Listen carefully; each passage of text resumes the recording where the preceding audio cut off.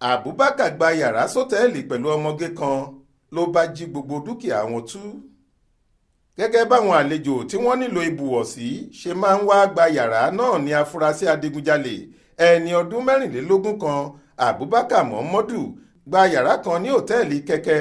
Òun àti ọmọge ẹ̀ kan ni wọ́n jọ wá, ṣùgbọ́n kò ju wákàtí díẹ̀ tó wọbẹ̀ lọ́wọ́ bá níbi tó ti ń tú àwọn nǹkan èlò abánáṣiṣẹ́ àti dúkìá inú yàrá náà. Ó fẹ́ jí wọn kó sá lọ.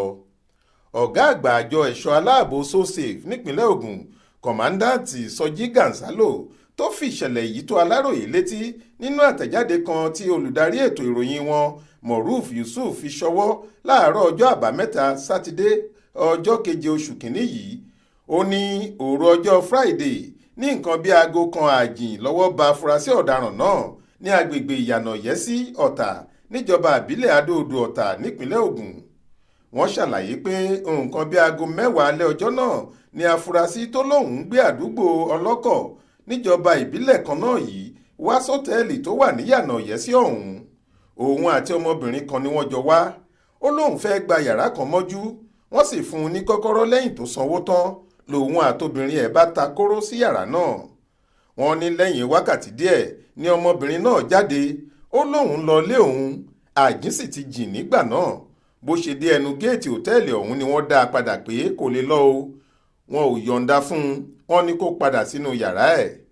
Àwọn olóòtẹ́ẹ̀lì yìí tẹ̀lé wọnú yàrá ọ̀hún torí wọ́n kọ́kọ́ rò pé nǹkan aburú kan ti ṣẹlẹ̀ ńbẹ̀ ni.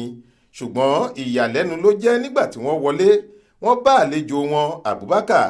Ó ti tú àwọn ẹ̀rọ abánáṣiṣẹ́ bíi fáànù, wáyà kámẹ́rà atanilólobó CCTV, àwọn nǹkan ẹ̀ṣọ́ àtàwọn dúkìá míì sílẹ̀. Ó sì ti kó wọn jọ kó wọn jáde lókù.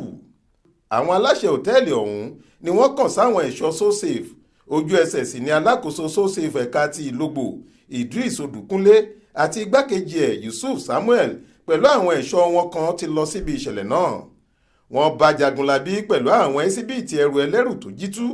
Wọ́n ní kò tiẹ̀ fi mọ́ nínú yàrá kan, odidi yàrá méjì ni wọ́n ló ṣe báṣubàṣu tó tú àwọn nǹkan èlò wọn kalẹ̀ ni wọ́n bá fi páńpẹ́ òfin mú un.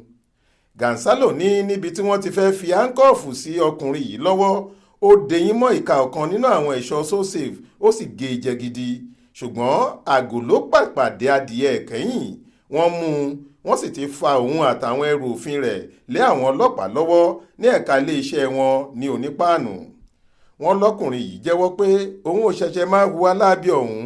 Ó ti pẹ́ tó ti ń finá jó àwọn olótẹ́ẹ̀lì lábẹ́ aṣọ káàkiri. Ó sì ti gbówó sídìí ìwà lọ kólóńkígbe náà kọ́wọ́ pálábá ẹ̀ tó ségi yìí. Ìwádìí sì ń tẹ̀síwájú lórí ọ̀rọ̀ yìí bí wọ́n ṣe wí. Faith Adébọ́lá ló ń ròyìn fún iléeṣẹ́ tẹlifíṣàn Aláròyé online.